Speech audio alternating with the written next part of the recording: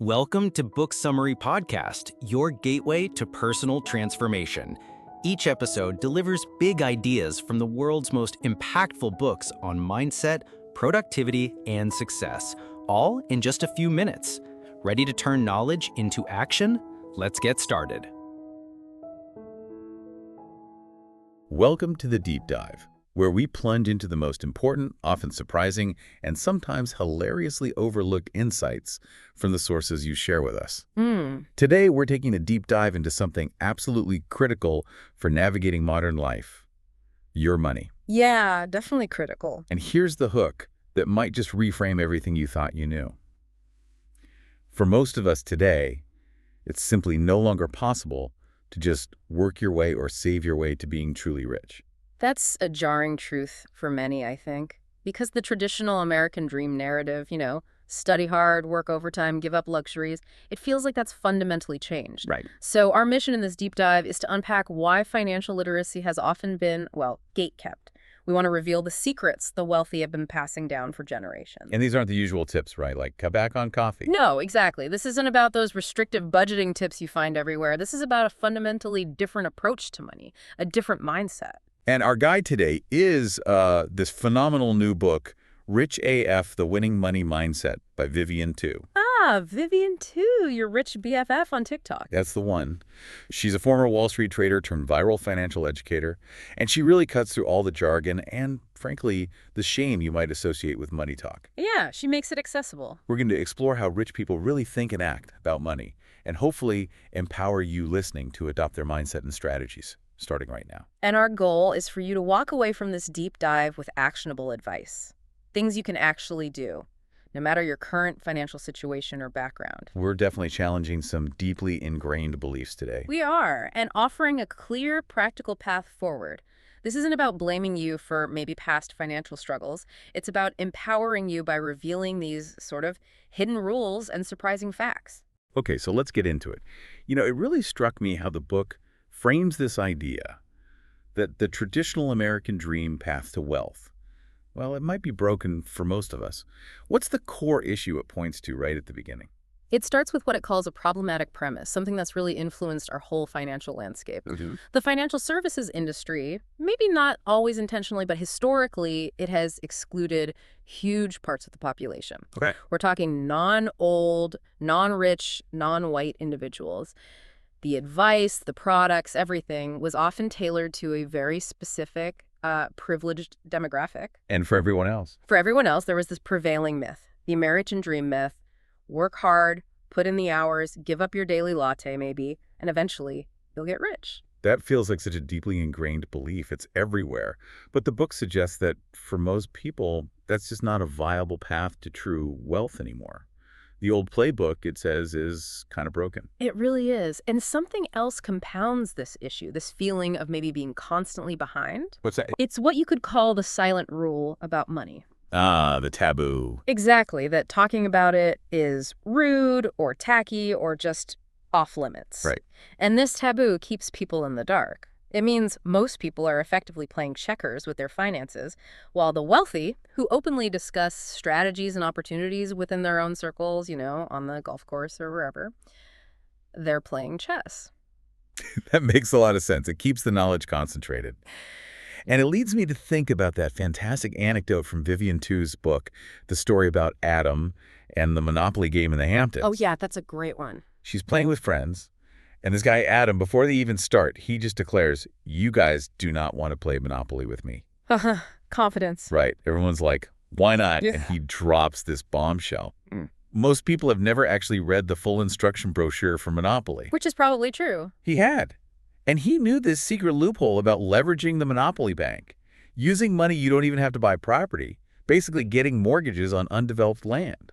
And, of course, Adam just proceeded to completely dominate the game, wipe the floor with them. Exactly. And this anecdote, it perfectly illustrates how the real financial system often works.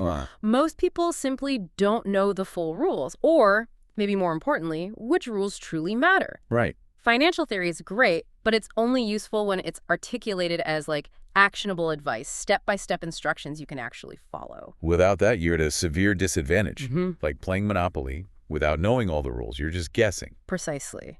And it's so important to emphasize here, like the source does, that it's not your fault if you don't know this stuff. Yeah, that's crucial. Our education system has largely failed us on this front. I mean, we're taught about the mitochondria being the powerhouse of the cell. Which is, great trivia. Sure. But we're not taught how to balance a checkbook or what the stock market actually does or how to budget effectively, save, or invest wisely.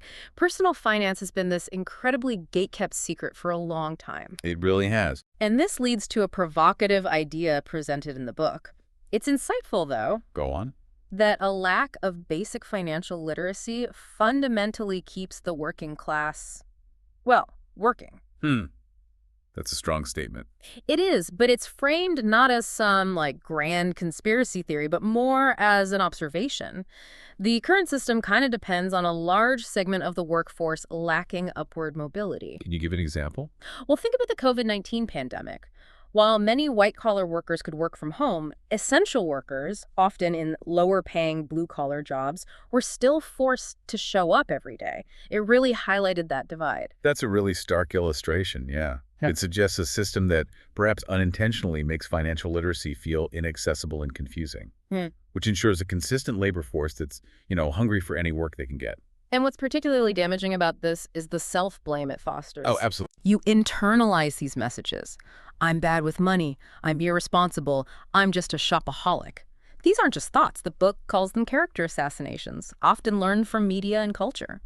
And it points out this blame game is especially insidious when it targets anyone who isn't a straight white man. Exactly. Yeah. Think about those harmful, often misogynistic stereotypes like the women be shopping memes or those demeaning narratives about certain groups being bad with money. Yeah.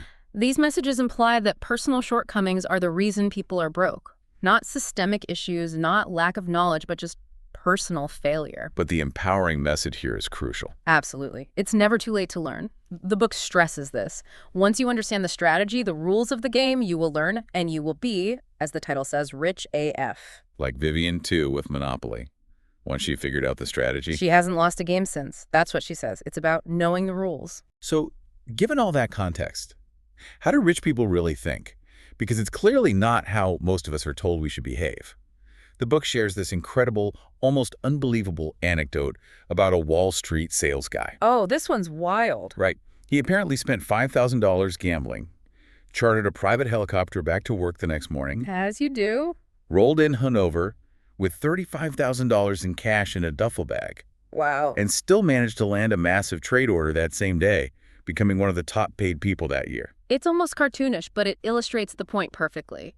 This seemingly rule-breaking, even reckless behavior was not just tolerated, it was rewarded. So the takeaway is, Rich people do not act, think, or behave the way the rest of us are told to. They often do it their way. and part of their way is talking about money. Definitely. While society tells the rest of us that discussing money is tacky and taboo, rich people openly talk about salaries, tax strategies, investment opportunities, costs, everything within their circles. On Martha's Vineyard or the golf course. Exactly. It's their rule for thee, but not for me. They share information freely amongst themselves. That's a powerful distinction. And the implication for us, the listeners, is pretty clear then. Yeah. If you want to get rich, you have to do as the rich people do, not necessarily as they say you should do, especially when it comes to talking about and managing money. Okay, so let's dive into these key characteristics of the rich person's mindset. The book outlines 8. What's the first one? Okay, number 1 might sound counterintuitive. Rich people are lazy. Lazy. How so? Well, lazy in a brilliant strategic way. They don't want to work hard themselves, necessarily. They want their money to work hard for them. Ah, okay. Passive income? Exactly. They understand they personally can't work 20/47, but their money can. This is a fundamental shift. Their money becomes a better money-making tool than their own bodies or minds. Which is why they focus so heavily on investing. Precisely. Investing, building assets, generating income streams that don't require their constant physical presence. That's fascinating. It really flips the traditional hustle-hard narrative on its head. What another characteristic? Second, it's not just that rich people have higher-paying jobs. I mean, that's often true, of course. But their wealth is frequently invisible. It's fundamentally different in how it's made and how it's held. Invisible wealth. Yeah. What does that mean exactly? It means it's not necessarily tied up in things you can easily see. Which leads perfectly into the third characteristic. Which is? Rich people generally don't care about impressing you, or at least not in the way we often think. So no Lambos and Louboutin. Well, some might have them, but their real wealth, the bulk of it, isn't typically in those visible luxuries. It's often in dead boring assets.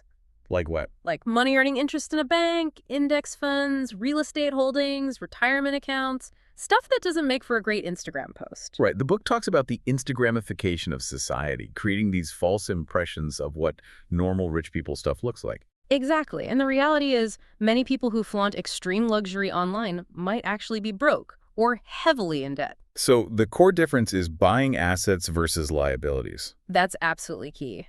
Rich people prioritize buying assets, things that make them money over time instead of liabilities, things that cost them money over time. Can you give that duplex example again? It was really clear. Sure. Instead of buying, say, a flashy Lamborghini that loses a huge chunk of its value the second you drive it off the lot. Which is a liability. Right. A rich person might buy a two-family duplex. Maybe it's not glamorous, maybe it needs a little work, but they leverage a mortgage, use the bank's money. Okay. The rent payments from the tenants cover the mortgage, taxes, insurance, upkeep, maybe even generate some cash flow. And the property value itself goes up over time? Hopefully. Generally, yes. Historically, real estate appreciates, so you have that growth maybe 8–10% annually, depending on the market. And your mortgage interest rate might only be, say, 2–3%, maybe a bit higher now, but still lower. The delta. Exactly. That delta, that difference between the asset's growth and the cost of borrowing, is pure profit they're essentially capturing. Their money, or rather the bank's money they borrowed, is working much harder for them.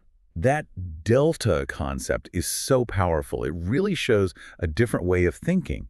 It all sounds like it ties into an overall sense of financial ease, maybe? It absolutely does. This connects beautifully to the overall abundance mindset that many wealthy people possess. Abundance mindset. Tell me more about that. It's this underlying belief that, they'll take care of the bills. They understand that money makes more money, that there's always more where that came from. Which must reduce stress massively. Hugely. It allows them to decide what to do with their time based on preference, not desperation. And it prevents them from seeing life as this zero-sum game where they have to constantly fight over scraps with their peers. The book calls them apex predators, but also chill AF. Right. Because they're operating from a place of security and abundance, not scarcity. They're playing a different game. Okay, let's pivot now and challenge some of that conventional wisdom. The stuff that gets thrown around all the time, often unhelpfully. Myth number 1. Just find a cheaper place to live or get roommates. We've all heard that one. Oh, yeah. And the reality, as the book points out, is harsh. Housing prices have skyrocketed something like 118% since 1965, even adjusted for inflation. Wow. Cheaper places, especially in areas with good jobs, they simply aren't out there for most people anymore. And rent is also incredibly high in many places. And there's a hidden cost to saving by moving farther out, isn't there? Definitely. It often means longer commutes, which leads to exhaustion, burnout, and it can even negatively impact your career perception if you're always arriving late or leaving early compared to colleagues who can afford to live closer. Plus, you're missing out on potential wealth building through homeownership. Exactly. Housing is a fundamental vehicle for wealth building for many, and being priced out is a massive barrier. Okay, what about the classic, the one everyone loves to hate? Just spend less on lattes and avocado toast. Ugh, this one. It gets so much airtime. Let's break down the numbers again like the book does.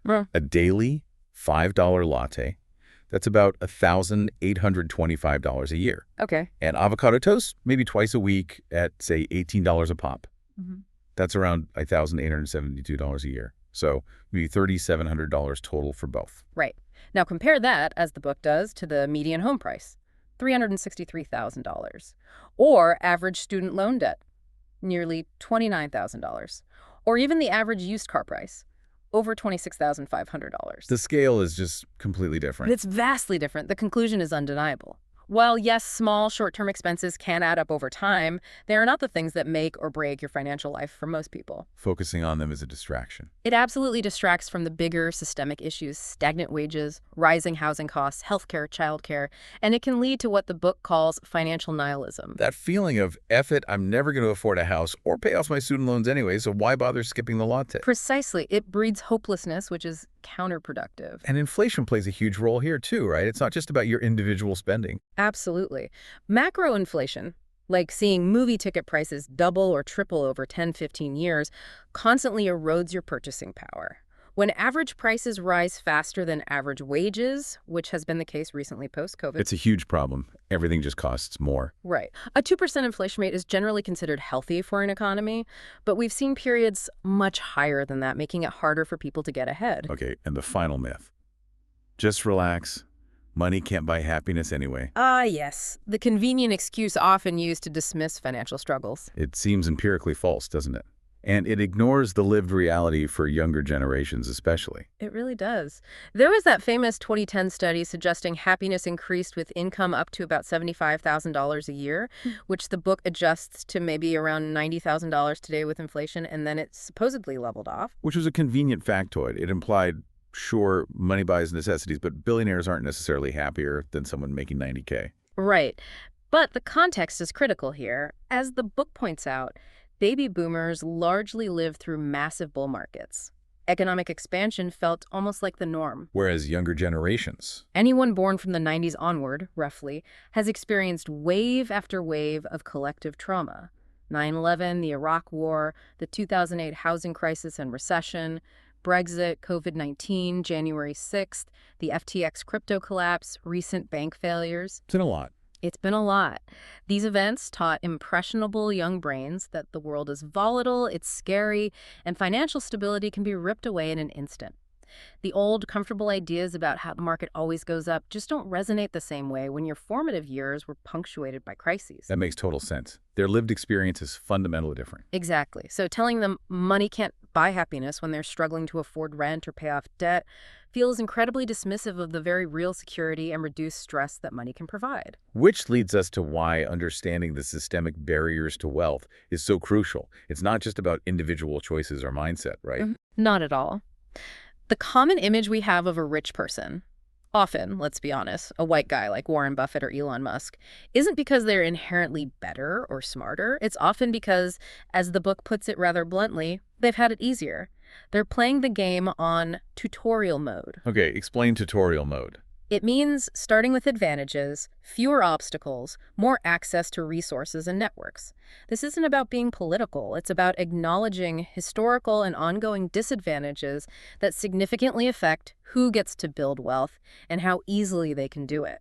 That's a really important distinction. The book gives specific examples, like for Black Americans. Yes, it highlights that despite the abolition of slavery, new forms of discrimination quickly emerged. Generations later, even 8 generations post-Juneteenth, typical Black American families hold only about 13 cents for every dollar held by white families. 13 cents on the dollar. That's staggering. It is. Factors like the denial of GI Bill benefits after World War II, redlining preventing home ownership in desirable areas, and ongoing racist lending policies effectively locked Black families out of major post-war wealth-building booms. And the wage gap persists, too. Absolutely. Black women are paid significantly less, about 36% less than white men, 12% less than white women, and even home ownership doesn't yield the same returns. The book mentions that California family. Right, who swapped their family photos for pictures of a white friend's family. And their home appraisal jumped by $500,000, just based on the perceived race of the owners. That's infuriating. What about other groups? The book mentions Asian Americans. Yes, and it makes the important point that Asian American is not a monolithic group. While they often rank as the highest earning racial group overall, they are also the most economically divided racial group in the U.S. Huh. The top 10% earned something like 10 times what the bottom 10% earned back in 2016. Part of this is due to immigration policies like H-1B visas, which tend to bring in highly educated workers, skewing the overall statistics upwards. But many face significant economic challenges alongside unique issues like discrimination and recently increased street attacks. And then there's women. Still facing the pink tax on everyday items, identical razors or soap costing more just because they're marketed to women. Ugh, the pink tax. And cultural expectations, like needing to wear makeup in professional settings to be seen as competent, which is an added cost and time burden. Plus, the lack of robust social safety nets, especially around childcare, disproportionately impacts women's earning potential. The book also touches on financial dependence in relationships. Yes, heartbreakingly. Stories of women trapped in toxic relationships because they lack financial independence. Husbands controlling joint accounts or partners passing away, suddenly leaving the surviving partner with zero knowledge of their financial situation. It paints a clear picture of why simply working harder isn't the answer for everyone. Exactly. All these examples underscore why the book argues we all need to be rich AF, and why we all need a rich BFF, a source of knowledge and empowerment. If you're not given a seat at the traditional financial table... You need to build your own damn table. Precisely. These aren't personal failings, they are systemic issues. Understanding them is the first step towards empowering yourself to overcome them. This brings us to a really core truth about money. One that the book says most financial advice gets completely backwards. Yes, which is you can always earn more. Always earn more. Explain that. Most traditional money books focus heavily on budgeting, downsizing, scrimping, saving first, before they even talk about earning. Cut expenses to the bone. Right. But the book argues this is backwards. The solid gold advice is you can only save as much as you earn, but you can always earn more. That feels like a huge mindset shift. It is. Rich people understand this implicitly. They're constantly looking for ways to increase their income. They ask for raises, they negotiate better salaries, they trade up to better paying jobs, they start side businesses, they buy rental properties, they invest. They know earning more has a bigger impact than cutting small expenses. Exponentially more impactful. Think about it. There's a limit to how much you can cut your expenses. You still need food, shelter, but theoretically, there's no limit to how much you can earn. It's often easier to make more money and afford the lifestyle you want than it is to slash your expenses down to nothing and be miserable. Vivian Tu's own career story, her rich BFF career saga, really illustrates this earn more idea, doesn't it? It really does. Her very first paid job, underage in Chicago, was as a club promoter. Getting paid per head. Exactly. $5 per person she got in the door. She quickly learned to leverage her social network on campus to maximize her earnings. A direct link. More effort, more outreach, more money. The earn more lesson hit home early. Then she lands on Wall Street. At JP Morgan, what was key there? Finding a crucial mentor. Another Asian woman, who really looked out for her, asked if she was contributing to her 401k, told her about the corporate travel catalog for personal use small things, but showing someone cared. And good managers, too. Yes, initially. She had managers who gave tough but fair feedback because they were invested in her success. They would, as she puts it, pound the table for her during bonus season. But that changed. It did. A new boss came in who valued her primarily for her Excel skills, not her actual job as a trader.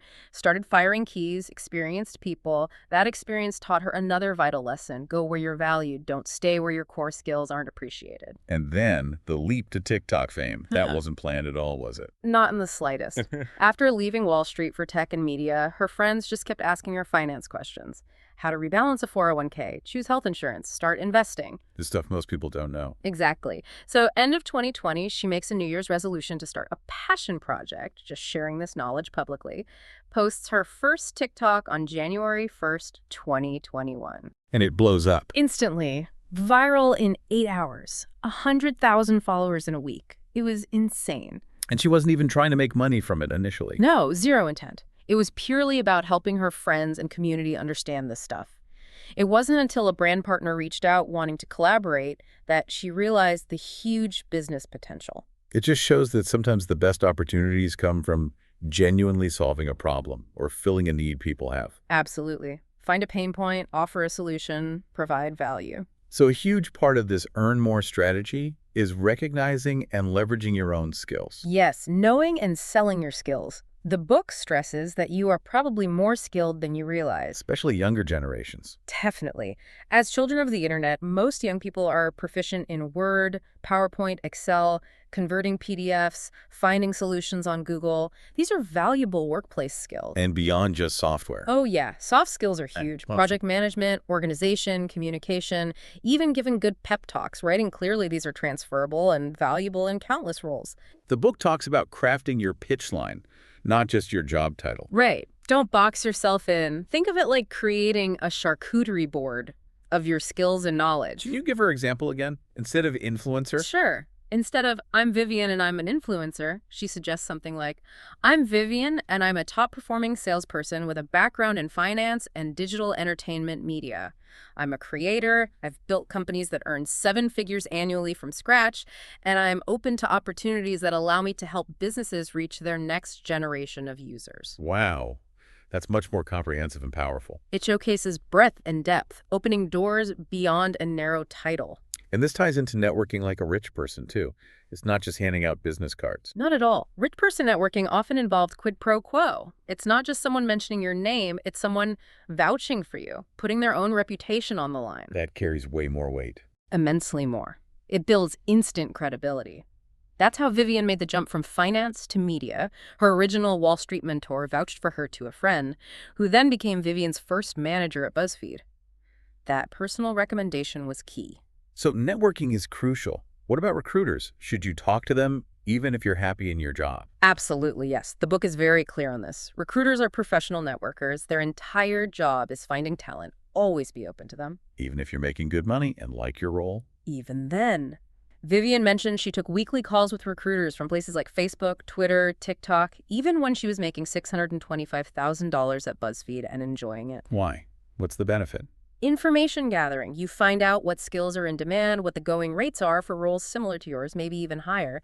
It keeps you informed about your market value. And it fosters that one foot out the door mindset the book talks about. Exactly. Loyalty to a company rarely pays off financially in the long run. The data shows people who stay with one company for more than 2 years, on average, make significantly less, like 50% less over their entire working life, compared to those who change jobs more frequently. 50%? That's huge. It is. Corporations are generally selfish entities focused on their bottom line. The book argues you need to be a little selfish too, always looking out for, number one, your career, your earnings. Okay, so part of looking out for number one is also recognizing when a workplace just isn't right for you, knowing when it sucks for you, as the book puts it. Right. You need to realistically assess, can you actually climb the ladder here? Can you politic your way into the boys' club if necessary? Or do promotions always seem to go to the boss's nephew, the Nepo babies? What are some green flags to look for? Signs of a healthy environment. Green flags would be things like promotions generally make sense, people seem to be rewarded for merit, senior leaders seem genuinely invested in mentoring junior talent. People from different departments mingle openly. The person in charge is generally well-liked and respected. And red flags. The signs it might be time to leave. Red flags include nobody seems to know or care who you are. It feels very cliquey. Promotions are baffling. You have no idea why certain people get ahead. It's hyper-hierarchical, very rigid. Your direct manager doesn't seem to care about your growth or well-being. So if the vibes are off? If the vibes are off, start looking. Look for other roles internally first, maybe, but definitely start exploring external opportunities. Don't just stay put and be miserable or stagnant. Okay, let's get practical. Asking for a raise. This is terrifying for a lot of people. How do you do it the rich person way? The absolute biggest thing is the mindset shift. Broke mindset versus rich mindset. Exactly. The broke person mindset, or maybe just the typical employee mindset is, well, I don't want to offend my manager. It feels awkward. What if they say no? What if they get mad? Yeah, that sounds familiar. The rich person mindset, or the empowered mindset, is companies are inherently self-interested. I need to be self-interested too. They understand the pedicure principle. The pedicure principle. Well, yeah. It basically means your manager, especially if they're experienced, has seen and heard much worse or more demanding things than your reasonable request for a raise. It's part of their job to handle these conversations. You asking isn't going to shock them. And the fear of getting fired for asking. Is that realistic? Almost never. The book makes a great point. Replacing an employee is incredibly expensive for a company. It costs something like 3 to 4 times that employee's salary when you factor in recruitment costs, training, lost productivity during the transition. Weeks or months of disruption. Right. And it's always a gamble whether the new hire will even work out. It makes zero business sense to fire a capable, performing employee simply because they asked for more money. That's actually really reassuring. It should be. Plus, remember the abundance mindset. Rich people aren't usually terrified of losing any one specific job because their network is strong. They know they'll likely have a soft landing somewhere else if things go south. That confidence changes the negotiation dynamic. What about timing? When is the best time to ask? not right before your annual review. Really? Why not? Because budget decisions for raises and bonuses are usually made months in advance. By the time your review rolls around, the money might already be allocated. Ah, okay. So ask earlier. Yes. Ask in the off-season. For example, if bonuses are paid out in July, maybe start the conversation in December or January. Be persistent, but thoughtful. Discuss your performance and contributions regularly throughout the year, not just at review time. And don't just be grateful to have a job if it's undervaluing you. Absolutely not. Know your worth. Rich people are competitive, they know there's a limited pool of money for raises, and if they don't ask for their share, it'll go to someone else who did ask. The book mentions a secret weapon for these conversations. Yeah. The brag book. Yes, this is brilliant. It's literally a folder, digital or physical, where you collect every single accomplishment, positive feedback email, successful project metric, everything throughout the year. So when review season comes? You're not scrambling to remember what you did. You walk in with a file bursting with concrete evidence justifying why you deserve that raise or promotion. Vivian says she used this religiously on Wall Street and in tech. It works. What if cash is tight for the company? Can you negotiate other things? Definitely. Think beyond just salary. Equity compensation is a big one, especially in tech. RSUs and ISOs. Right. Restricted stock units, RSUs, are actual shares of the company given to you over time. Incentive stock options, ISOs, give you the option to buy shares at a potentially low price later. If the company does well, these can become incredibly valuable. Time is your friend with equity. What else? Paid time off, PTO. More vacation days might cost the employer very little directly, but give you significant value. And in some states, like California, unused PTO has to be paid out in cash if you leave the company. So it's like deferred compensation. In a way, yes. Flexible working arrangements are also huge now, negotiating specific hours or permanent remote or hybrid work. Companies are much more open to this post-pandemic. And signing bonuses. Always worth asking for, especially if you're changing jobs. It's a one-time lump sum, which can be more attractive to an employer than increasing your base salary, which is a recurring cost. Okay, shifting gears slightly but still under the earn more umbrella, side hustles. The book positions them as a path to financial freedom, but not in the usual hustle culture way. Exactly. It explicitly says this isn't about hashtag no days off or glorifying burnout. That whole narrative can feel really tone deaf, especially for people already juggling multiple jobs or struggling to make ends meet. So what is the rich AF approach to side hustles? It's about embodying that core principle. You can always earn more.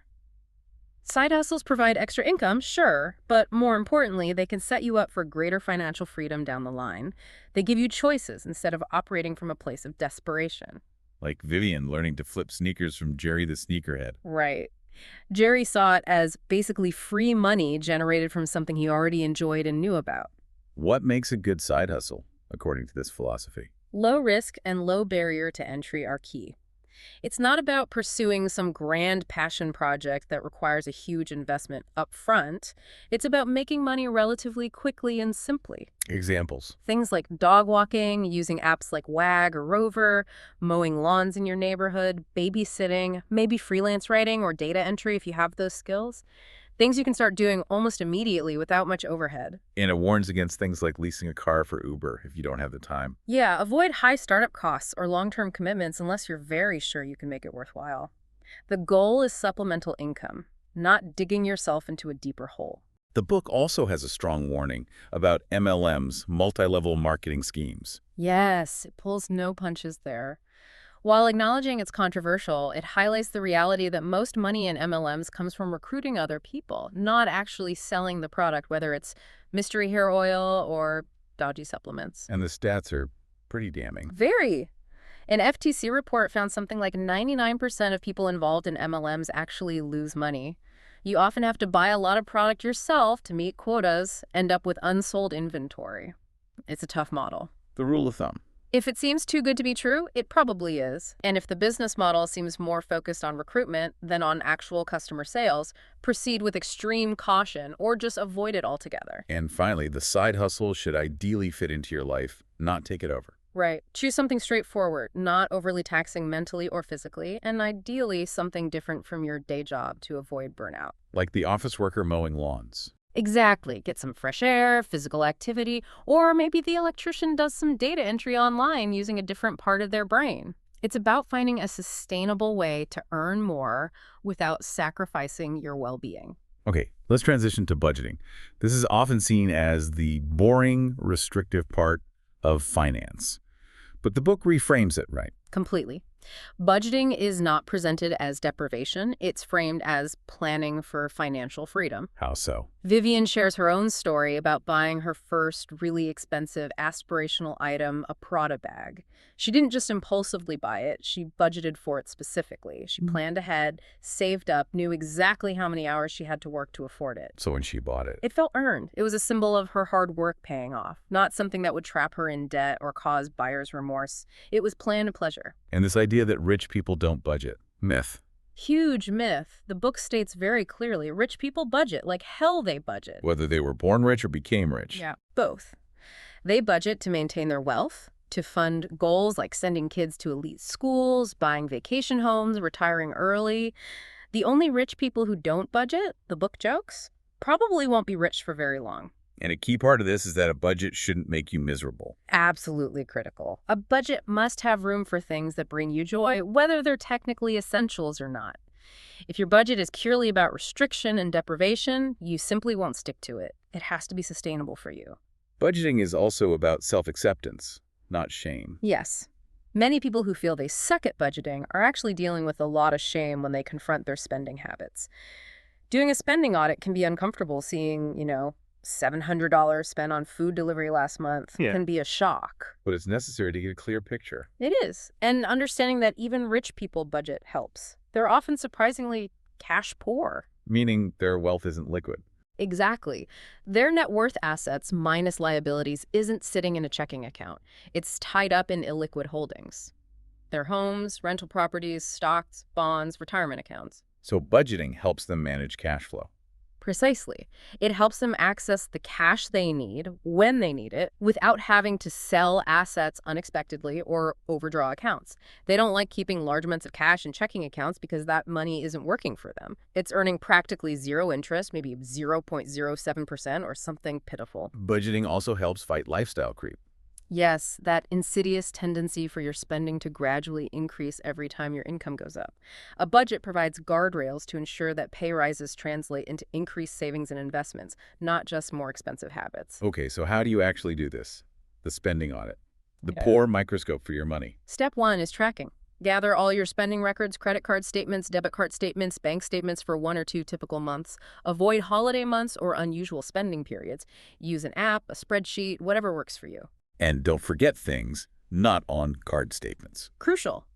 Remember rent or mortgage payments, car notes, student loan payments, any automatic debits that don't show up on your credit card bill. Then you categorize everything. Yes. Group expenses into logical categories: housing, basic food groceries, dining out restaurants, transportation, utilities, entertainment, self-care, etc. Be specific enough to be useful, but don't create 100 categories. Try to avoid a large, vague, miscellaneous bucket. And the book stresses including 3 forgotten categories. Yes. Saving, paying down debt, and investing. These need to be line items in your budget plan, not just leftovers. Then you classify the categories: red, yellow, green. Right. Red categories are your core, largely inflexible expenses: rent, mortgage, utilities, minimum debt payments. Yellow categories are things you could shrink if necessary, but probably can't eliminate entirely, like groceries. You could buy cheaper brands, dining out, maybe some subscriptions. Green categories are the truly discretionary things you could eliminate if finances got tight, like maybe expensive hobbies, certain personal care services, and unless they're non-negotiable for you, new clothes beyond replacements. And you compare this to your income. Yes. Calculate your annual net income, the actual money that hits your bank account after taxes, health insurance premiums, 401k contributions, etc.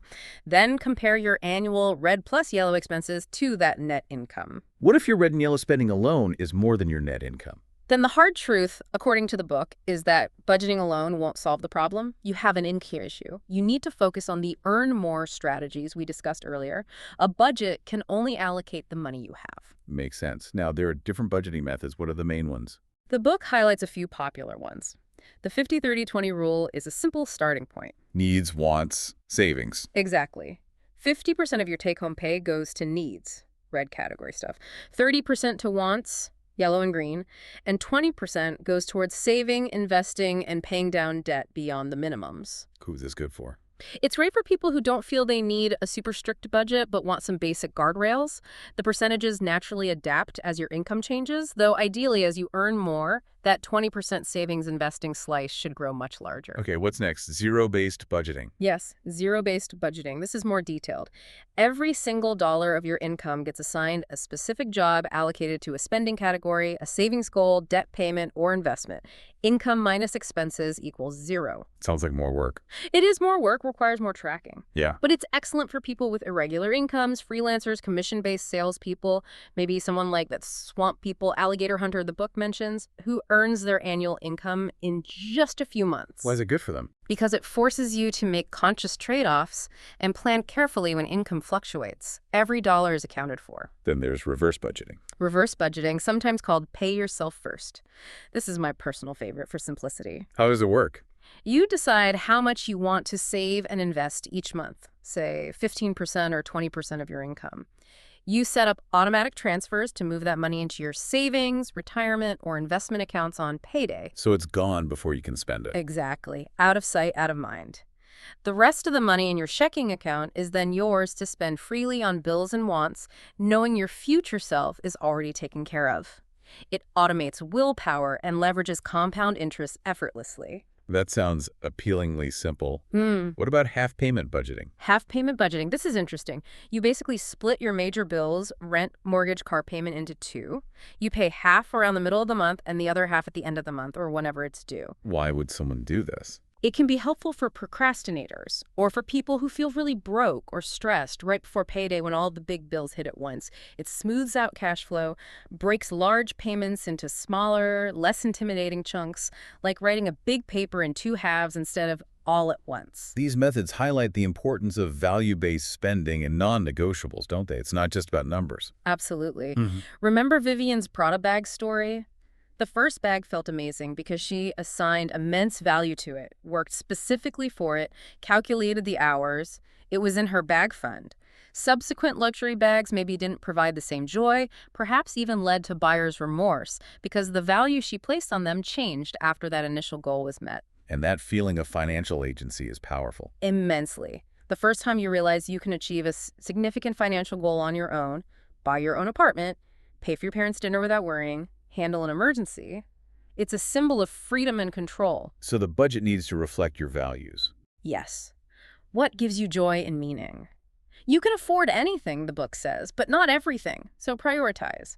Make sure your budget includes at least one or two non-negotiables, things that genuinely make you happy and feel your life is worth living, whether it's travel, therapy, fancy coffee, or lash extensions like Vivian chose over manicures. Your budget is not their budget, it's yours. This could be tricky with family and friends, though, setting boundaries around money. Oh, it's incredibly hard. Constantly delaying your own financial goals to fund other people's life events, destination weddings, expensive group trips is just not sustainable if you want to get ahead. And because talking about money is taboo, people will often go into debt rather than say no. What are some practical phrases the book suggests? Be firm and clear. For loan requests, I don't loan money, full stop. Don't say I can't or I can't right now because that implies maybe later. Just make it a personal policy. What about gifts? Yeah. For weddings, birthdays? Have a yearly giving budget. If someone asks for a gift or contribution you can't afford, you can say, I do not have room in my budget to gift that amount this year. If they push back, oh, just consider it a loan. You reiterate your policy. I only give, I don't loan, and unfortunately, I've already allocated my giving budget for the year. And for expensive social outings you're invited to. Be upfront. I'd love to celebrate with you to XYZ, but I need to be transparent about my budget right now. You can either name a specific amount you can contribute, I can put in $50 towards the dinner, or suggest joining for a portion. I can't make the full weekend, but I'd love to come for the Saturday night dinner. Good friends will understand and appreciate the honesty. So the overall goal of budgeting isn't misery. Not at all. It's to leave you feeling good about your spending, knowing your needs are met, you're getting value from your dollars, and your non-negotiables are included, while also ensuring money is consistently left over to save and invest. That's how your money starts making money for you. It's empowerment. Okay, let's build on that. Saving. Building your financial foundation. The absolute cornerstone here is the emergency fund, right? Absolutely non-negotiable. This is step one before you even think seriously about investing. Vivian's finger-chopping anecdote really drives this home. Yeah, pretty graphic, but effective. Chopping off part of her finger with a bread knife on her 25th birthday sounds awful. But the $16,000 initial medical bill, even with insurance leaving her with a $1,300 out-of-pocket cost, could have been devastating. But her emergency fund covered it. Exactly. It saved her from falling into medical debt, which can spiral quickly and wreck your credit score. And it's not just for medical emergencies. No, it's a financial cushion for any unexpected life situation that costs money. Your car breaks down, your roof starts leaking, your dog eats a bar of dark chocolate and needs the vet. Life happens. And crucially, it covers income loss. Yes, this is maybe the most important function. If you get laid off, your hours get cut, you need to take unpaid leave for family reasons, your emergency fund keeps you afloat, pays your basic bills while you figure things out. It buys you time and reduces panic. How much should you aim for? The general recommendation is 3 to 6 months worth of essential living expenses. Not total income, but expenses. Right. Look at your budget audit. What are your absolute necessary costs each month? Rent, mortgage, utilities, food, transportation, minimum debt payments. Multiply that by 3 to 6. If the economy feels shaky or your income is unstable, aiming for 9 months provides even more security. And you need to update this amount periodically. Definitely. You need to true up your emergency fund every few years or anytime you have a major lifestyle change like moving to a more expensive city, having a child, taking on a mortgage. Your expenses change, so your cushion needs to adjust. Automation is key here too. Always. Set up automatic transfers from your checking account to your emergency fund savings account each payday, even if it's just $20 or $50 to start. Out of sight, out of mind. It builds consistency and makes it less painful. Saving also has a psychological benefit, doesn't it? It changes your mindset. Hugely. Having that financial security, that cushion, makes you feel more untouchable, less desperate. It removes the pressure to constantly impress others or take jobs you hate just for the paycheck. The book talks about how rich people outflex each other differently. Yeah, it's not always about the flashiest car or watch. Often, the real flex in wealthy circles is acquiring money-generating assets. Talking about the great deal they got on a distressed multifamily home or a successful business investment. Things that build long-term wealth, not just liabilities like fancy cars or phones that lose value. It comes back to, when you're rich, your money works for you. When you're broke, you work for your money. Exactly. Saving creates that initial stability that allows you to shift towards making your money work for you, reducing the desperation for short-term fixes or high-interest debt. Now, let's talk about where you save this money. Banking like a rich person. It's not random, is it? No, definitely not like Vivian picking her first bank because they offered a free tote bag. Rich people tend to be strategic. They shop around for accounts and often build an Avengers-level team of accounts across multiple institutions to serve different purposes. And they understand their relationship with the bank differently. Yes. They know that when you deposit money, the bank doesn't just let it sit there. They lend it out to other people and businesses, charging them interest. And what do they pay you for providing the capital? Pennies, basically. That 0.07% interest rate. Right. You're essentially giving the bank an incredibly cheap loan. Understanding this shifts the power dynamic. Because banks want your money. Desperately. The book mentions customer acquisition cost, or CAC. Banks might spend up to $500 in marketing and promotions to acquire one new customer. Losing you is expensive for them. Which gives you leverage. Absolutely. This is why rich people aren't afraid to ask for fees to be waived, that $35 overdraft fee. It's much cheaper for the bank to waive it and keep you as a customer than it is to lose you and spend hundreds trying to replace you. You just have to have the confidence to ask. The big mistake. Huge mindset from Pretty Woman. So when choosing a bank or credit union, what should you look for? Size doesn't matter.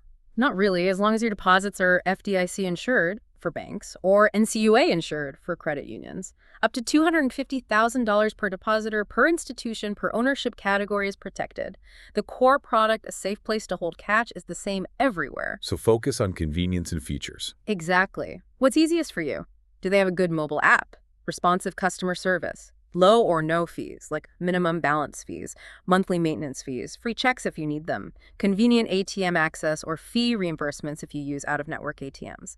Physical branch location if that's important to you, online bill pay. And for savings, specifically the emergency fund, the book heavily pushes high-yield savings accounts, HYSAs. Yes. This is presented as basically free money and one of the easiest, fastest ways to immediately improve your financial situation. Why? What's the difference? Traditional savings accounts at big brick-and-mortar banks often pay that pitiful 0.07% interest. HYSAs, which are often online-only banks with lower overhead, are currently offering much higher rates. The book mentions 4 or 5%, and sometimes even higher depending on the market. That's a massive difference on your emergency fund balance over time. Huge. It's compounding interest working for you with zero extra effort. You literally just open the account, often takes minutes online, link your checking account, transfer the money, and let it grow. It's simple genius. Stop letting your cash languish for pennies. And distinct from the emergency fund are sinking funds. Right. An emergency fund is for unexpected costs. Sinking funds are savings accounts specifically earmarked for costs, or coming up things you plan for. Like what? Vacations, a down payment on a car, wedding expenses, holiday gifts, property taxes, maybe even new furniture. And the benefit is psychological. Largely, yes. It gives those specific dollars a job. Money sitting in a fund labeled Hawaii trip is much less likely to be rated for small impulse purchases than if it's just lumped in with your general savings or emergency fund. It helps you visualize progress towards specific goals. How do you calculate contributions? Simple math. Take the total estimated cost of the thing you're saving for and divide it by the number of months until you need the money.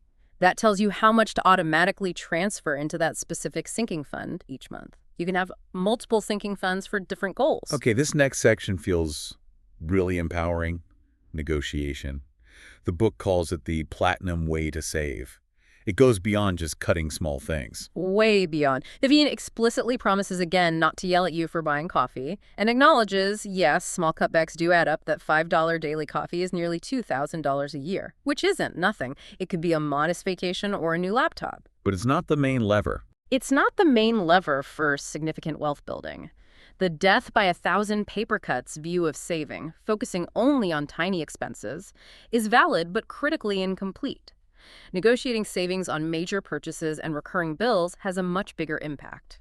So what can we negotiate that most people maybe don't realize? So many things. Cars, obviously. Houses, not just the price, but broker fees, closing costs, asking for repairs or paint, including furniture, negotiating move-in dates, asking for seller's assist, even challenging the appraisal. What about regular bills? Absolutely. Telecom bills are prime targets. TV, internet, cell phone. You can often negotiate better deals, especially if you threaten to switch providers, even some subscription or entertainment services. Right. And crucially, medical bills. You can negotiate medical bills. Yes, especially if the charges seem incorrect or excessive. You can ask for itemized bills, dispute codes, and many hospitals have financial assistance or charity care programs for lower-income patients that they don't always advertise widely. Always ask. Why isn't this common knowledge? Why don't we know we can negotiate these things? Because the sellers, the car dealerships, the cable companies, the hospitals don't want you to know. It's not in their interest for you to pay less. They profit when you accept the first price offered. So the art of negotiation, the rich person way, boils down to two things. Be entitled and take your time. Entitled. That sounds negative. It's reframing entitlement. It means knowing your value as a customer. Remember that high customer acquisition cost. Your business has value to these companies. Losing you sucks for them and costs them money. You are entitled to good service and fair pricing. And taking your time. Don't feel rushed into accepting a deal. Research alternatives. Be willing to walk away. Patience is a powerful negotiation tactic. Let's walk through that cell phone bill negotiation example again, step by step. Okay. Step 1, research. Before you call, check competitor pricing. What deals are AT&T, Verizon, T-Mobile offering new customers? Arm yourself with data. Or, if there aren't direct competitors, gather facts about your loyalty and payment history, why they should want to keep you. Step 2, initial ask. Call customer service. Be polite but firm. Say something like, "Hi, I'm reviewing my budget and wanted to see if there are any better offers or promotions available for my current plan." Don't immediately threaten to cancel. Step 3, respond to the first offer. Aim higher. They'll likely offer a small discount or a temporary promotion. Don't jump on it immediately. Say, okay, thank you for looking into that. I was hoping for something a bit better, especially considering competitor X's offer my loyalty. Counteroffer if you have a specific rate in mind. Step 4, escalate. Politely. If the first agent says they can't do more, politely ask to be transferred to the customer retention or cancellations department. Say something like, "I understand you might not have the authority. Could I please speak with someone in retention who might?" Why them specifically? These departments usually have more power to offer unadvertised deals and discounts specifically to prevent customers from leaving. It's their whole job. Step 5. Hold your ground. Once you're talking to retention, reiterate your position and the competitor offers. They will likely offer better deals than the first agent. Be prepared to calmly state that you're still considering canceling if the offer isn't compelling enough. Step 6. Confirm and document. If you agree to a new deal, especially an off-menu one, get explicit confirmation of the new rate, the duration, and any terms. Ask for it in writing, email confirmation, or get a reference number and the agent's name. Step 7. Say thank you. Even if the negotiation was tough, and politely. Thank the agent for their time and help. They're just doing their job. If they send a survey, fill it out positively. They helped you. Don't burn bridges. This whole process really circles back to that entitlement factor, reframed as confidence and self-worth. Rich people are just more comfortable asking for what they want. Generally, yes. They operate from that abundance mindset. You are worthy, you are good, you matter. They know their business has value. They also know that if this one deal falls through, there are other options. More where that came from. Less desperation. And they have the advantage of time. That's a huge factor, the book highlights. They are often rich in money and rich in time. They can afford to be inconvenienced to spend an hour on the phone with the cable company, to leave work early, to argue with the bank. Whereas someone working 2 jobs with a long commute. If you're poor in money and poor in time, you often just suck up surprise fees or price hikes because the energy required to fight them feels overwhelming. You don't have the bandwidth. But the core message is, your business still has value. Regardless of the size of your bank account, your business is worth something. Banks are not doing you a favor by letting you have an account with them. Go against your gut if it tells you not to ask. It might feel scary or awkward, but it's okay. Be firm, be polite, do a little research. Exactly. 10 minutes of Googling or just politely asking, is this the best rate you can offer me, can yield surprising rewards. You have nothing to lose by asking. Okay, let's talk about the big engine of wealth creation. Mm-hmm. Investing. This is where your money really starts working for you 24/7. It's critical. The book lays out 3 core rich BFF investing truths right up front. What are they? 1, investing seems complicated, maybe intimidating, but it doesn't have to be. Okay, that's reassuring. 2, investing doesn't require you to be some kind of stock market genius or a guru. And in fact, if you think you are, you're probably heading for trouble. Right. Overconfidence is dangerous. And the third truth. This is the most important one. Investing, not saving alone, is how you actually get rich. You simply cannot save your way to significant wealth in a standard savings account. The returns are too low. Vivian Tu learned this the hard way herself, didn't she? Wait. That biotech stock. She did. A really formative mistake. After a Wall Street internship where she felt like a hotshot biotech analyst, she took $4,000 of her own money and invested it in a specific company stock she had researched and pitched. Even got approval from a senior trader. She was convinced it was a winner. Totally convinced by her own research. But then, the company's flagship drug failed its crucial FDA approval trial. Ouch. What happened to her investment? Poof, lost most of it. The lesson wasn't that her research was bad, but that picking individual stocks is inherently incredibly risky, even if you're a professional Wall Street trader. Too many unpredictable factors. So if individual stock picking is generally too risky for most people, what is the real power of investing? The power is that your money doesn't need to breathe, sleep, eat, or take breaks. It can work for you around the clock, potentially earning much higher rates of return than a savings account, and certainly with less physical and mental effort than burning yourself out working endless hours at your job. It should be more like a background system. Ideally, yes. An easy-to-manage, largely automated system that allows your wealth to snowball over time through the magic of compounding. The book uses a simple flowchart analogy to explain the components. Yeah, it's helpful. Think of brokerages like Fidelity, Vanguard, Charles Schwab, Betterment as the grocery store where you go to buy financial products. Oh. The account types, like a 401k, IRA, Roth IRA, standard brokerage account, are the containers, like your shopping tote bag, that hold your investments. Got it. And the investments or assets themselves, like stocks, bonds, ETFs, mutual funds, are the actual items you put in the bag. The Oreos, as the book calls them, that have the potential to grow in value. So, at its core, what is investing? It's simply putting your money into something, an asset, with the expectation or potential that it will grow in value over time, allowing you to eventually sell it for a profit. And the safest bet isn't trying to pick the next hot stock. No.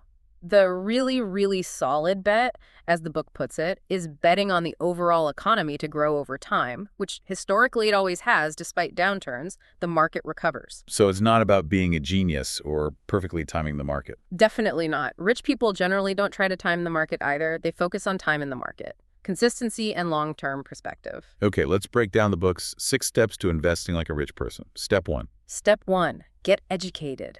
Which, by listening to this deep dive you are actively doing right now, understanding the basics is crucial. Good, check. Step 2. Step 2, have a stable financial foundation and budget. This is key. Rich people don't gamble with money they need for basic living. They don't put their asses on the line, as the book colorfully states. Meaning, have that emergency fund first. Exactly. Have that 3-6 months of essential living expenses saved in a safe, accessible place like an HYSA before you start investing significantly. Investments can go down in value, and they can sometimes be harder to access quickly than cash. You need that buffer. Okay, foundation built. Step 3. Step 3, know your debt and your delta. This is often a sticking point for people. Can you invest if you still have debt? And the answer is? Yes, you absolutely can. Rich people do it all the time. The key is understanding the delta. That concept again. The difference. Right. The difference between your potential investment returns and the interest rate on your debt. So if investments earn more than the debt costs? If you reasonably expect your investments to earn, say, 7–10% average annual return over the long term, like broad market index funds often have, and your debt interest rate is lower than that, like a 4% student loan or a 5% mortgage, you have a positive delta. Meaning, you'll likely come out ahead financially by investing while paying the minimum on that lower interest debt. Precisely. Your money is working harder in the investment account than it's costing you in interest. However, if you have high interest debt like credit card debt at 15%, 20%, 25%. Pay that off first. Absolutely. Pay off that high interest debt aggressively first. It's almost impossible to consistently earn investment returns higher than those predatory rates. That's a guaranteed return, saving yourself that interest payment. Yeah. But for lower interest debt, paying the minimum while simultaneously investing can actually build wealth faster. It creates a kind of money printer effect. Okay, that's clear. Step 4. Step 4. Prioritize tax-advantaged accounts first. This is huge. The government essentially bribes you with tax breaks to save and invest for your future, especially retirement. You should absolutely take the bribe. What kinds of accounts are we talking about? Employer plans first. Yes. Employer-sponsored accounts like 401ks for private companies or 403bs for nonprofits, public sector. And the big benefit is pre-tax contributions. Often, yes.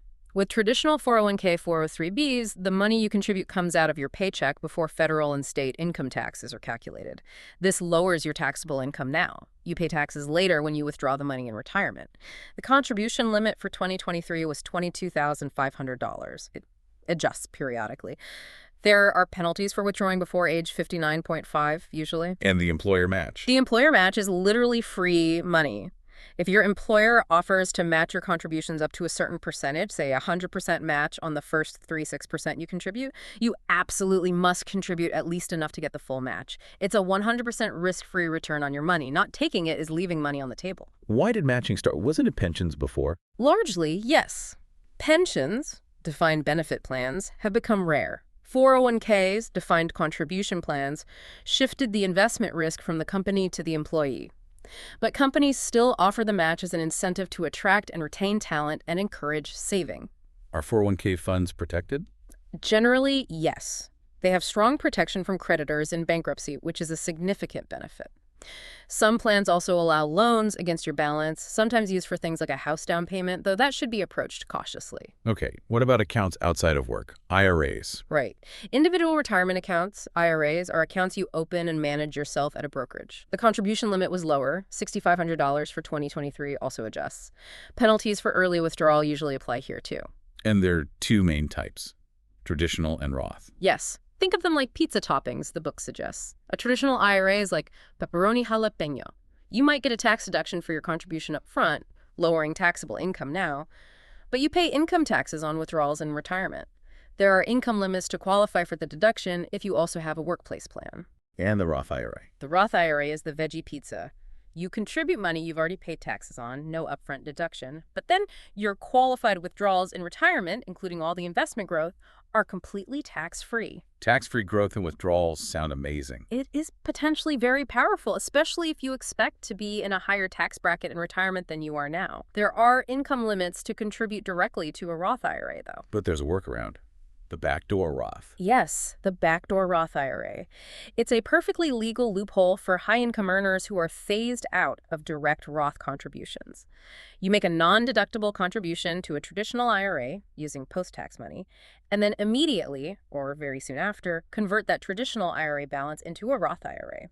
Since you already paid taxes on the contribution, the conversion itself usually isn't a taxable event, and now the money can grow tax-free like any other Roth. Clever. What about HSAs? Health savings accounts. HSAs are amazing if you qualify. You need to be enrolled in a high-deductible health plan, HDHP. And they have a triple tax advantage. Yes, it's unique. 1, contributions are tax-deductible or pre-tax if through payroll. 2, money grows tax-free inside the account. 3, withdrawals are tax-free if used for qualified medical expenses. And here's the kicker.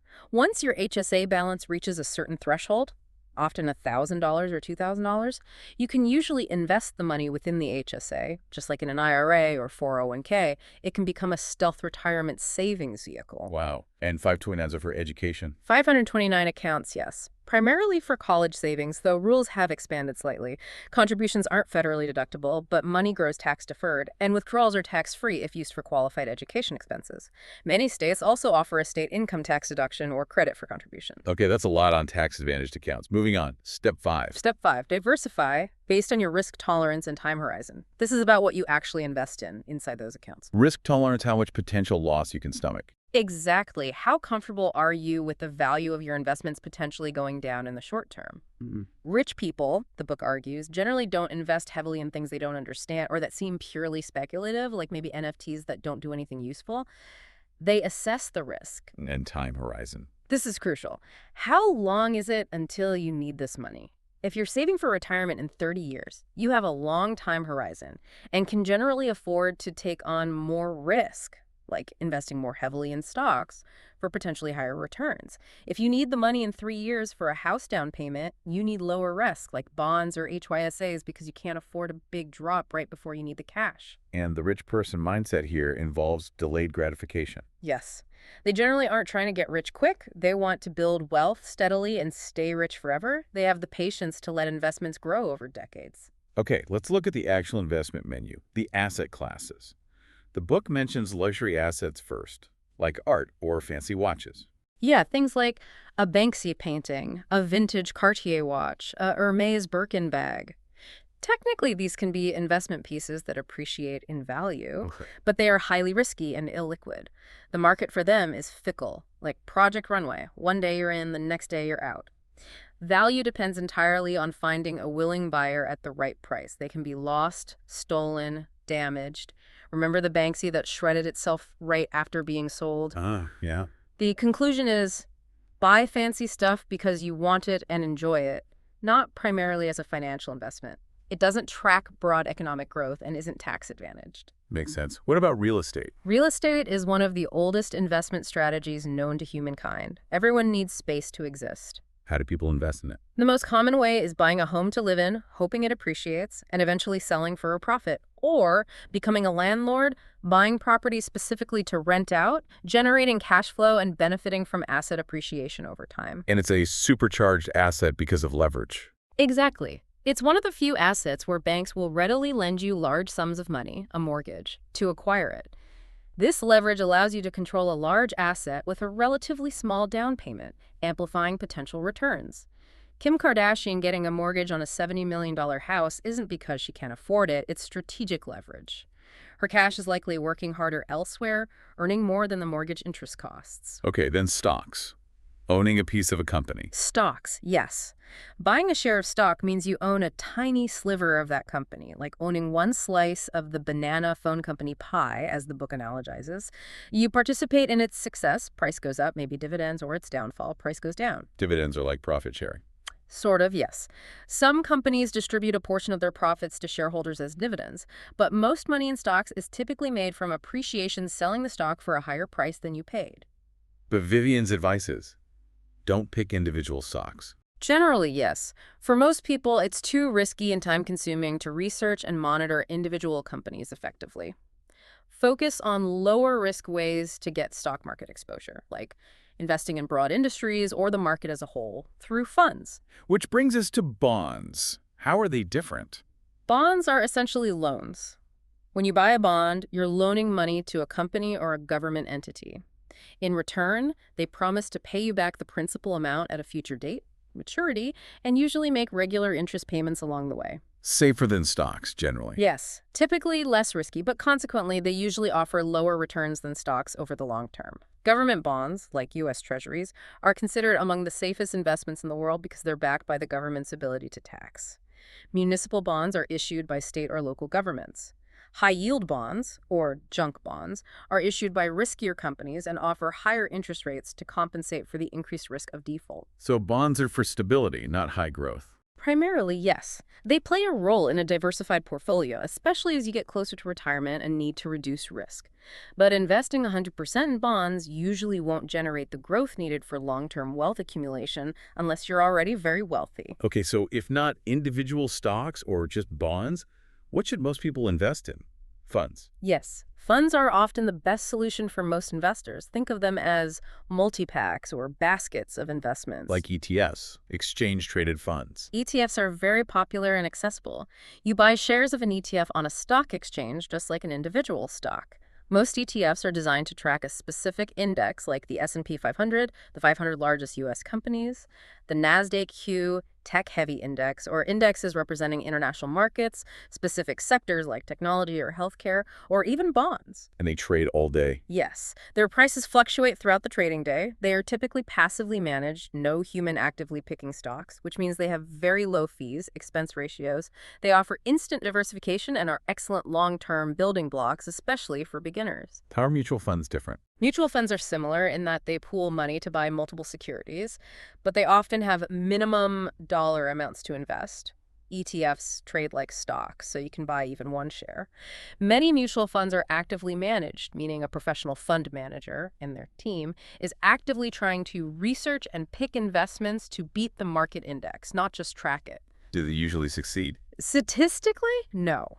Most actively managed funds fail to consistently outperform their benchmark index over the long term, especially after accounting for their higher fees. Mutual funds are also typically priced only once per day after the market closes. So ETFs might be better for most people due to lower costs and simplicity? Often, yes. Low-cost, broad market index ETFs are frequently recommended as the core of a long-term investment portfolio. And crypto, where does that fit? The book touches on crypto briefly, acknowledging its existence but highlighting that it's largely unregulated, decentralized, extremely volatile, and therefore very risky. It's a speculative asset class, not a foundational investment for most people's long-term goals, according to this source. Okay, so you've picked your diversified, low-cost investments based on your goals and risk tolerance. What's the final step? Step 6. Step 6. Wait and watch. Or rather, wait and mostly don't watch too closely. Don't check your portfolio every day. Please don't. Don't monitor your investments like a hawk. Get comfortable with the reality that markets go up and down. That's normal. Volatility is the price you pay for potential long-term growth. And definitely don't panic sell during downturns. Absolutely crucial. Don't panic and pull your money out during market dips or corrections. You have a diversified portfolio designed for the long term. Selling when prices are low just locks in your losses. Stay the course. Trust the process. And if it all still feels too overwhelming to manage? Robo-advisors are always an option. These are online platforms that use algorithms to build and manage a diversified portfolio for you based on your answers to questions about your goals and risk tolerance. They're typically low cost and provide automated rebalancing and tax strategies. A great starting point if you want a hands-off approach. Okay, let's shift to credit and debt. Often seen as negative, but the book reframes them as potential tools. Yes, tools, not necessarily traps, if used strategically. It starts with that anecdote about the Wish.com Chuck Bass date. Haha, right? The finance guy who looked super rich, old money vibes, expensive sweater, but confessed to having thousands in credit card debt. Exactly. It illustrates that even people who seem wealthy can struggle with debt or make poor financial decisions. Debt isn't necessarily a reflection of character or intelligence. So how should we think about using cash versus debit versus credit? Strategically, cash is easy to spend, maybe too easy. It's hard to track precisely, easy to lie to yourself about where it went. No rewards, perks.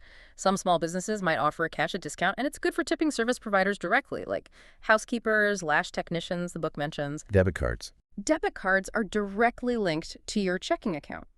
Their main legitimate use, according to the book, is getting cash from an ATM. The major risk is security. If your debit card number is stolen and used fraudulently, the thief is spending your actual money directly from your bank account. And getting it back can be harder. Yes, the bank might be less incentivized or slower to recover your stolen funds compared to their own money. It can be a huge hassle and leave you without access to your cash while they investigate. Which leads to credit cards. Credit cards. Here, you're accessing the financial institution's money, essentially taking out a very short-term loan for each purchase. And the key advantage is protection. Yes, huge advantage. Fraud protection. If your credit card is used fraudulently, it's the bank's money that's initially stolen. They are highly incentivized to investigate quickly, shut down the card, and remove the fraudulent charges from your bill. You're typically not liable for unauthorized charges. Credit cards also offer chargeback rights if a merchant doesn't deliver goods or services as promised. Plus perks. Yes, rewards like travel points, airline miles, cash back, and used responsibly, they build your credit score. How do the credit card companies make money then? Several ways. Annual fees on some cards, interchange fees. The merchant pays a small percentage, maybe 1.5, 3.5% of every transaction to the card network and issuing bank. And, crucially, interest charged to cardholders who carry a balance from month to month. So the strategic way to use them is? Pay off the entire statement balance on time, every single month. Treat it like a debit card in terms of spending. Only charge what you know you have the cash in your checking account to cover. This way you get all the benefits, rewards, fraud protection, credit building, without paying a penny in interest. This ties into your credit score, your financial grade. Exactly. Your credit score is a 3-digit number, typically between 300 and 850, that grades your creditworthiness, basically. How likely lenders think you are to pay back borrowed money based on your past behavior. Higher is better. And having no credit history can be tough. It can be. If you've never borrowed money, lenders have nothing to judge you by, which makes it hard to get approved for loans or credit cards initially. This is why some rich parents add their children as authorized users on their own credit cards. How does that help the kid? The parent's positive payment history on that card then typically gets reported on the child's credit report, helping them build a good score passively without the child even having to use the card or be responsible for payments. It gives them a head start. Sneaky. Yeah. How are scores actually calculated? What are the factors? There are 5 main factors with different weightings. 1, payment history, 35%. This is the biggest factor. Do you pay your bills on time? Late payments hurt your score significantly. Okay. 2, credit utilization, 30%. Right. This is how much of your available revolving credit, mostly credit cards, you're using. It's calculated per card and overall. If you have a $10,000 limit and a $2,000 balance, your utilization is 20%. You want to keep this low, definitely below 30%, and ideally below 10% for the best scores. High utilization signals risk to lenders. 3, length of credit history, 15%. How long have your accounts been open? A longer history generally shows more stability and is less risky. This is why you shouldn't necessarily close your oldest credit card, even if you don't use it much, as long as it doesn't have an annual fee. Good tip. 4, new credit, 10%. Opening many new accounts in a short period can temporarily lower your score. Each application usually results in a hard inquiry. Okay. Mix of credit, 10%.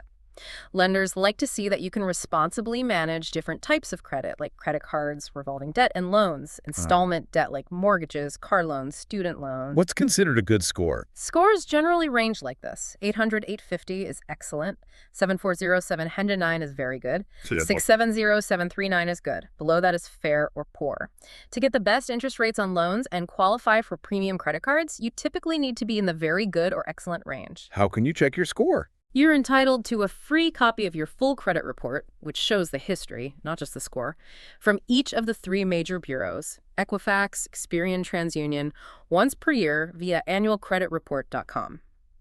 Many banks and credit card companies also offer free access to your credit score, often FICO or Vantage Score, as a customer perk. Checking your own score doesn't hurt it. Any quick tips for boosting your score? Pay every single bill on time. Always. Keep your credit utilization low pay down balances before the statement closing date if possible.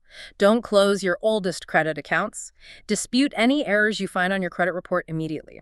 Check for identity theft. If you have no or poor credit, consider a secured credit card where you put down a deposit as collateral to start building a positive history. Okay, let's tackle the big one, debt itself. The book argues it's a tool, not just a negative. Yes, a tool, not inherently a four-letter word. Core truth. #1. Rich people do have debt. Lots of it, often. Really? Even billionaires. Absolutely. Vivian states she has debt. Anyone with significant real estate holdings likely has mortgages. Business owners have business loans. Even Warren Buffett famously had a 30-year mortgage on his Laguna Beach house, despite being a billionaire. Why? Why would they borrow if they have cash? Because they reframe debt as leverage. Remember Kim Kardashian's $70 mansion mortgage? She could likely afford to pay cash, but why would she tie up $70 in one asset when that cash could potentially earn a much higher return invested elsewhere in her businesses like Skims or SKKN, in private equity in the stock market? It's the delta again. It's the delta again. They borrow money at a relatively low interest rate, like a mortgage, and expect their other investments to grow at a higher rate. They pocket the difference. If the debt interest rate is also lower than inflation, it's even better they're paying back the loan with cheaper dollars over time. Rich people actively seek out cheap leverage because it makes their money work harder in multiple places at once. Okay, that makes sense for good debt like mortgages. But what about bad debt, like high-interest credit cards? That leads to core truth, #2. Unmanageable debt is a solvable problem, not a character flaw. This acknowledges the socioeconomic factors too. Yes. The book is careful to acknowledge that systemic issues, discrimination, lower pay for marginalized groups, unexpected medical bills, etc., can all lead to debt. No one should feel behind or doomed because they have debt. Beating yourself up about past mistakes won't change anything. It just damages your self-perception and makes it harder to move forward. So what are the strategies for paying down unmanageable debt? The snowball method. 1. The snowball method. This focuses on psychological wins and building momentum. How does it work? You list all your debts from the smallest balance to the largest, regardless of interest rate. You make minimum payments on all debts except the smallest one. You throw every extra dollar you could find at that smallest debt until it's paid off. Then what? Then you take the money you were paying on that now eliminated smallest debt, both the minimum payment and any extra, and add it to the minimum payment of the next smallest debt. You create a snowball of money rolling towards the next debt. So you get quick wins early on. Exactly. Paying off those small debts quickly feels good, keeps you motivated, and helps you see progress. What's the avalanche method? To the avalanche method. This focuses on mathematical efficiency.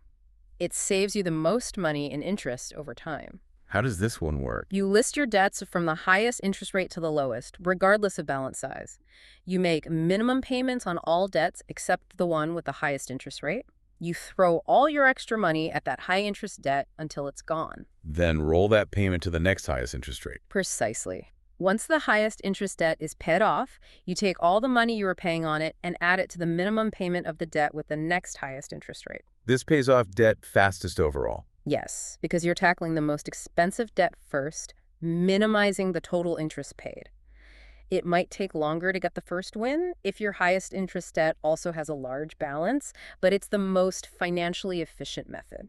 What about debt consolidation? 3. Debt consolidation. This involves combining multiple loans or credit card balances into a single new loan, ideally with a lower overall interest rate and just one monthly payment. This could be through a personal loan, a home equity loan, or a balance transfer credit card, though watch out for transfer fees and the interest rate after the promotional period ends. When is this a good idea? It's potentially best for high-interest debt, like multiple credit cards, but you generally need a decent credit score yourself to qualify for a consolidation loan with a favorable interest rate.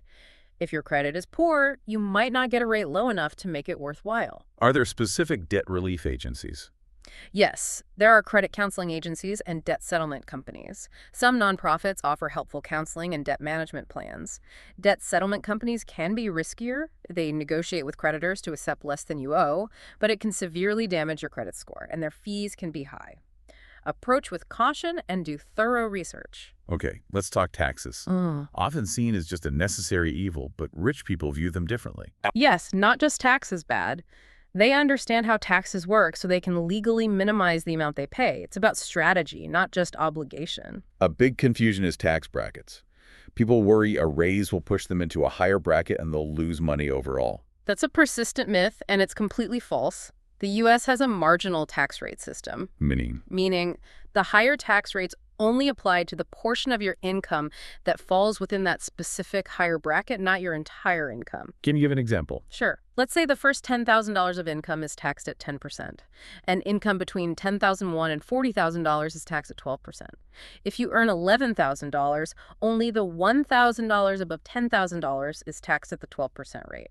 The first $10,000 is still taxed at 10%. So getting a raise never makes you take home less money. Never. You will always end up with more money in your pocket after a raise, even if some of that raise is taxed at a higher marginal rate. Your effective tax rate, total tax paid divided by total income, will always be lower than your highest marginal tax bracket rate. So always take the raise. Good to clarify.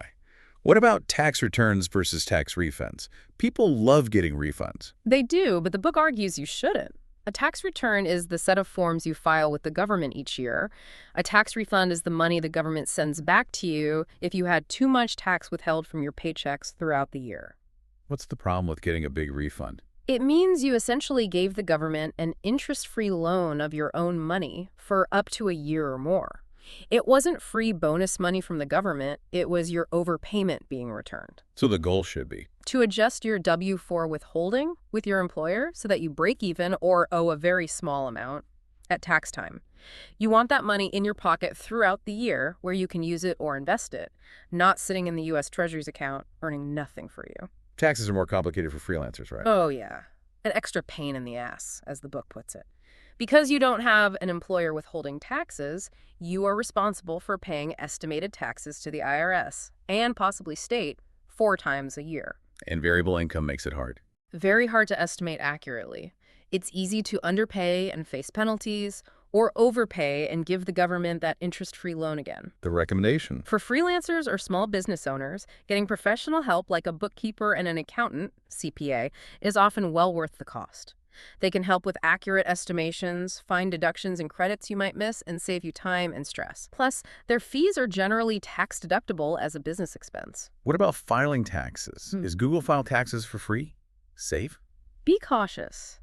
The book points out that the major tax software companies like TurboTax, H&R Block formed the Free File Alliance and actively lobbied against the IRS, creating its own truly free and simple filing system for everyone. Why? To protect their own customer base and revenue. They often make their genuinely free options, which exist for lower-income filers through the IRS Free File program, difficult to find, steering users towards paid versions. Use trusted resources like the IRS website itself or links provided by reputable sources.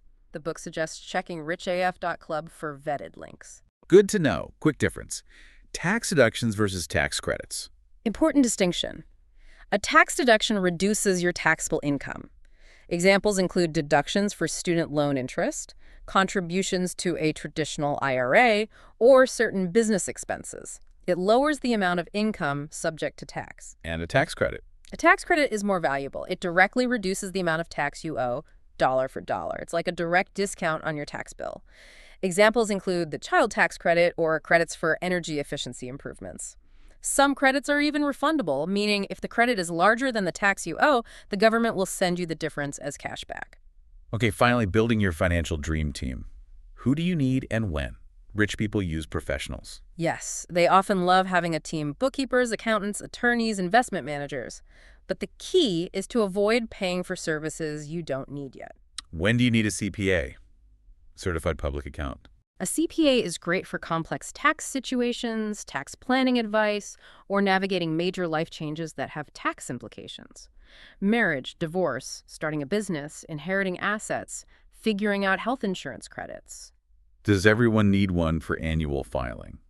Not necessarily. Most people with straightforward finances, W-2 income, standard deduction, maybe some basic investments, can likely handle filing themselves using reputable tax software just fine.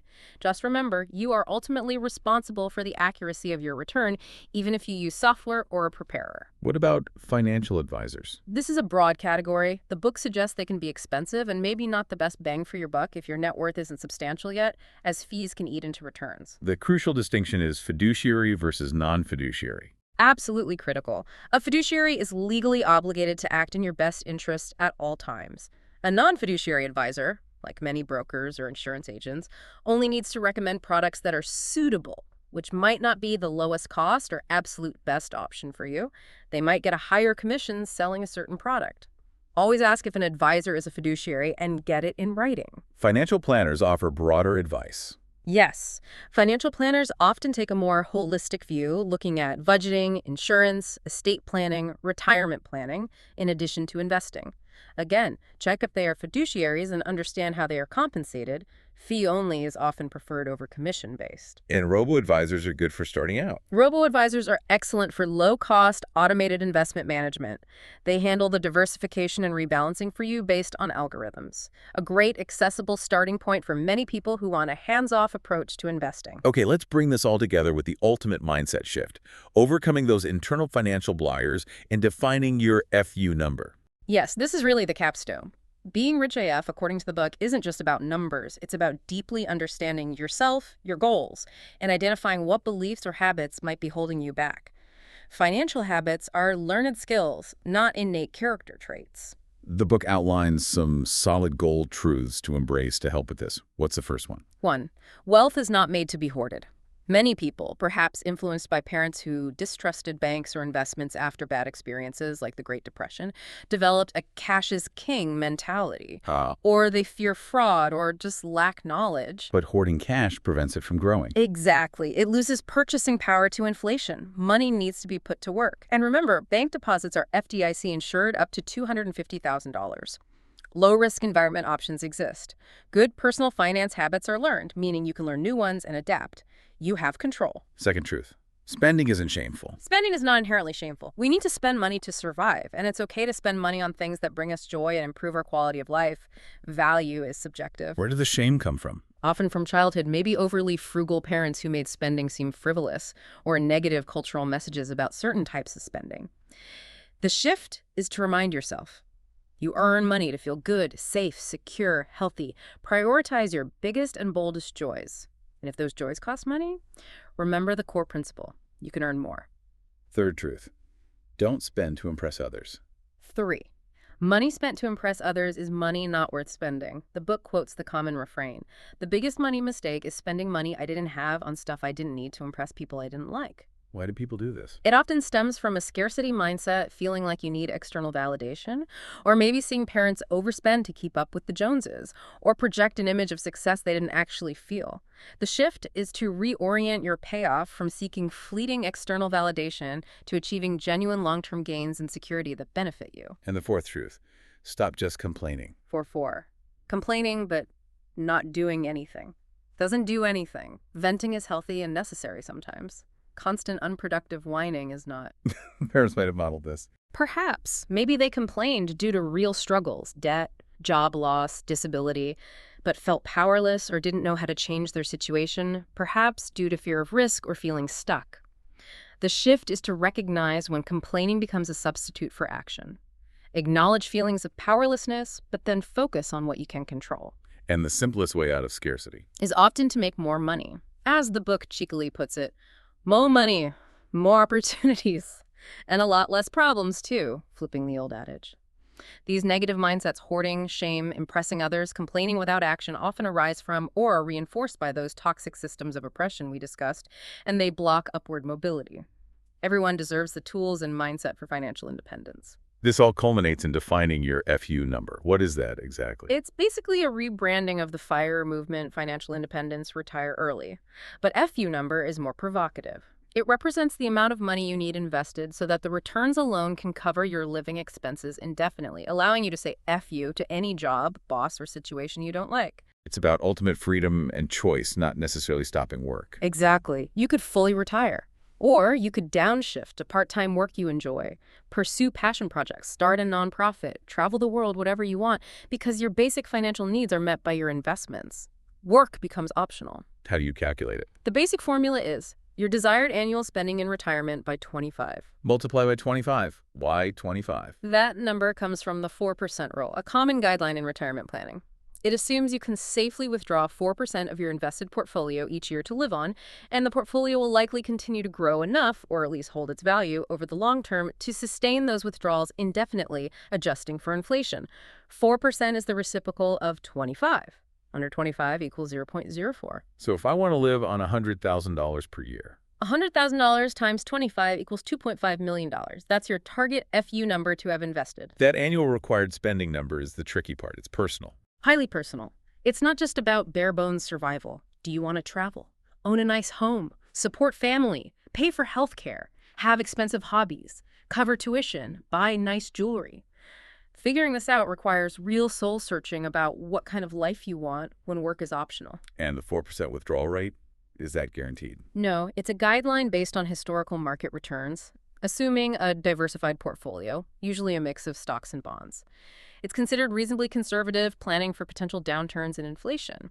You're planning based on a modest 4% return, hoping your actual returns are better. Is reaching such a large number actually achievable for most people? It takes time, discipline, and consistent investing, but yes, it is achievable for many, especially if started early enough to leverage compounding, and it's flexible. How so? You don't need to completely stop earning income once you hit your number. Maybe you still walk dogs on a wag for fun money, like the book suggests. You can also calculate tiered FU numbers. Tiered numbers. Yeah.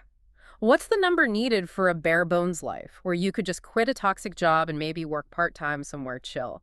What's the number for comfortable leisurely working, focusing more on family? What's the number for the full move to the south of France and never work again dream? Having different tiers makes it feel less daunting. And your number will likely change over time. Absolutely. Life evolves. You might have kids, move, develop health issues, take up expensive hobbies. Your desired spending will change. So estimate conservatively and plan to true up or reevaluate your FU number periodically, maybe annually when you review your finances or whenever a major life event happens. Wow, we've covered a ton today. We've really unpacked a fresh, non-judgmental approach to personal finance. We really have. Debunking myths, revealing how rich people often think and operate differently, exploring actionable strategies for earning, budgeting, saving, investing, handling credit and debt smartly, navigating taxes. And importantly, redefining financial freedom with that powerful FU number concept. It makes it tangible. And remember the provocative thought the book leaves us with. Your financial journey isn't just about you. How so? By taking control of your own money, learning the rules of the game, and building your own wealth, you're not just enriching your own life. You're potentially contributing to breaking cycles, building generational wealth, and creating more upward economic mobility for everyone. You're building your own damn table when a seat isn't offered. That's a powerful way to end. So the final question for everyone listening is, what does it mean for you to be rich AF? It's probably less about a specific dollar amount and more about having the ability to make decisions from a place of power, security, and abundance rather than from scarcity, fear, or desperation. Go forth and live your rich AF life. Thanks for tuning in to the Book Summary Podcast. If you found value in today's episode, hit that like button, subscribe for more summaries, and share it with someone who's ready to grow. Want deeper insights, exclusive book notes, and reading tips? Join our free newsletter. The link's in the description. And don't forget, if you'd like to read the full book, our affiliate link is right below. It helps support the channel and keeps the summaries coming. Until next time, keep reading, keep growing.